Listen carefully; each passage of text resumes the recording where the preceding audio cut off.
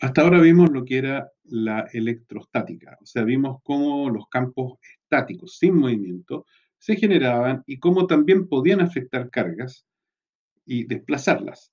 Sin embargo, no habíamos estudiado la situación en que las cargas en movimiento pueden generar efectos electromagnéticos. Lo que vamos a ver ahora es cómo una carga en movimiento puede generar una fuerza en su entorno y afectar en consecuencia el medio. Así que lo primero que vamos a estudiar son unos experimentos que se hicieron hace más de 100 años en que se observaron las siguientes cosas curiosas que vamos a tratar de explicar.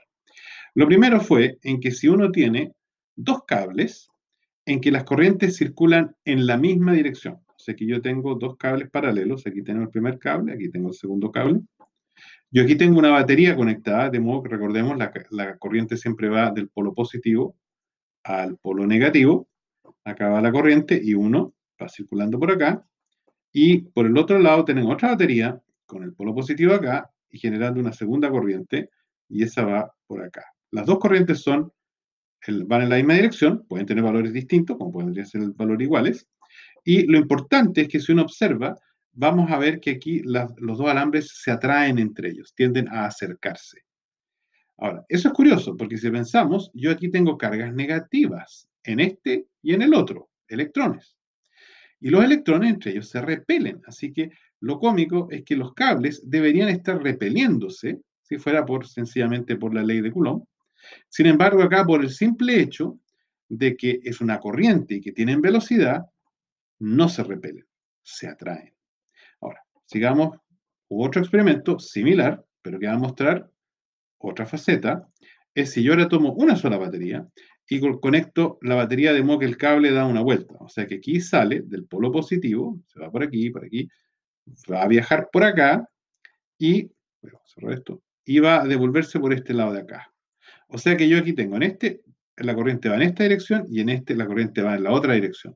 O sea, paralelos, pero flujo opuesto. Y en este caso se van a repeler. Ahora está haciendo lo que normalmente uno esperaría, pero la única diferencia es que yo cambié el sentido en que está circulando la corriente. La pregunta es ahora, ¿qué fuerza hay entre estos dos cables que origina este comportamiento? Una pista más, si yo tomo este ejemplo de acá y le pongo una placa metálica entre medio, lo cual estaría perturbando cualquier campo eléctrico que hubiera acá, porque estaría polarizando, significaría de que como el efecto que yo observo es exactamente el mismo que antes, significa que no estoy frente a un campo eléctrico, estoy frente a algo distinto. Hay otro tipo de campo actuando entre los dos alambres en función de la corriente que yo estoy teniendo. Así que lo que tenemos que hacer ahora es explorar un poco cuál puede ser. Ahora, hay otro experimento curioso, en que si yo tomo una brújula y la pongo sobre un alambre, de modo que el alambre está orientado norte-sur y el alambre no tiene corriente en este minuto. En ese minuto la aguja va a estar alineada y está todo sin ningún tipo de perturbación. En el minuto que yo hago fluir corriente, la corriente ahora está yendo en esta dirección, yo voy a ver que la aguja se va hacia el lado. O sea, está repeliendo este norte. Es como que el cable generara un campo magnético que hace que la aguja trate de evitarlo. Recordemos que si ustedes juegan con dos imanes, si yo trato de acercar dos polos norte, voy a tener repulsión. Si yo acerco un polo sur a un polo norte, voy a tener atracción en los imanes. Eso significa que aquí lo que estoy teniendo es que esto está generando un polo norte acá, de modo que va a hacer de que la brújula tienda a tratar de reorientarse, alejándose de lo que es el polo norte de acá. Si yo invierto la corriente, yo observo el comportamiento opuesto. O sea, como que se dio vuelta este imán que genera el alambre y en consecuencia ahora está repeliéndolo en la otra dirección. Ahora, si yo exploro alrededor de un alambre, tengo aquí este alambre, fluye corriente en esta dirección, acá puse esta tabla, de modo que yo ahora puedo deslizar una brújula alrededor de este cable y voy a observar de que yo puedo seguir estas líneas circulares con la brújula, viendo que aquí claramente hay una línea de campo magnético. Ahora, la regla de juego que tengo acá, recordemos que estos son electrones carga negativa, o sea, normalmente sería la regla de la mano derecha, en que ahora uno giraría tomando en esta dirección el flujo de la corriente y haría este tipo de movimiento, que sería lo inverso de acá. Pero como la carga es justamente negativa, yo estoy observando justamente este efecto de acá, porque la corriente para ese efecto estaría fluyendo en esta dirección.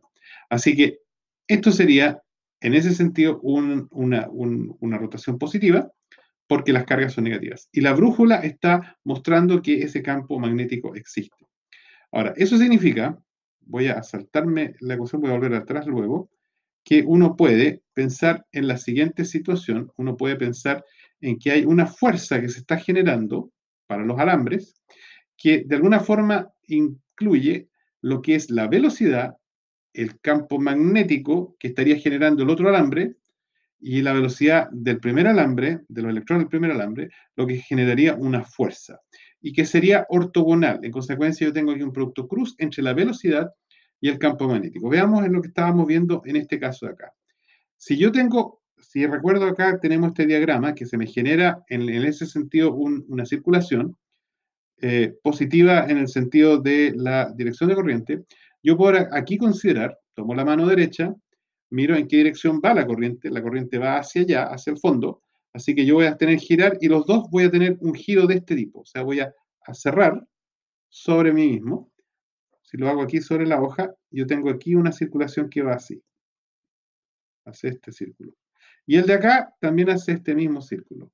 O sea, aquí en la parte interna, yo voy a tener que de este círculo tengo una parte donde el campo magnético va hacia abajo, y de este de acá tengo a este lado de acá una parte que va hacia arriba. Así que los campos magnéticos generados de acá, en este alambre, son en esta parte hacia arriba, y de este generado por este lado de acá es hacia abajo, por siempre el tema de circulación en el mismo sentido.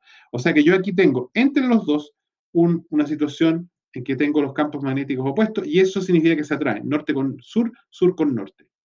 Sin embargo, si yo me voy a esta situación de acá, yo aquí en este caso tengo que este está girando hacia acá, hacia que aquí sube y aquí baja, y cuando va para arriba, aquí también sube y aquí baja. En consecuencia, en esta situación de aquí, lo que yo tengo es que internamente los dos se están repeliendo, porque están paralelos. En consecuencia, aquí el alambre se repele. Y obviamente, este campo magnético no tiene nada que ver con la placa que yo pueda introducir entre medio.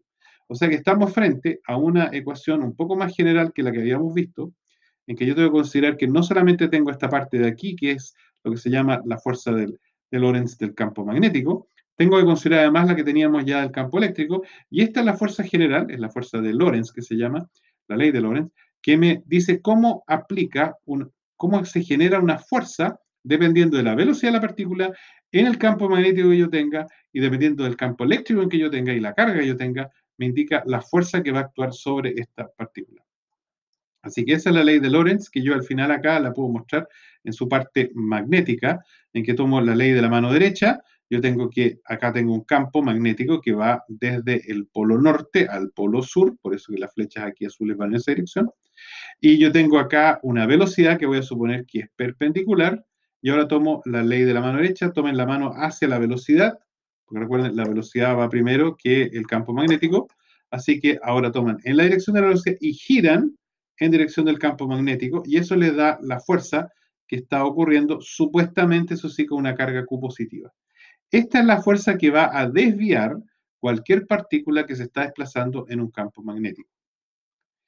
Y uno puede calcular también la magnitud, porque uno tiene la regla para el producto cruz, en que si yo tengo la carga con el vector velocidad producto cruz con el campo magnético, si yo recuerdo que la magnitud, que es que el largo de este vector, el largo de la fuerza, qué tan fuerte es, yo lo puedo calcular directamente tomando la magnitud de la velocidad, la magnitud del campo magnético, por el seno del ángulo entre ambos. O sea que yo tengo aquí la velocidad y el campo, y tengo el seno.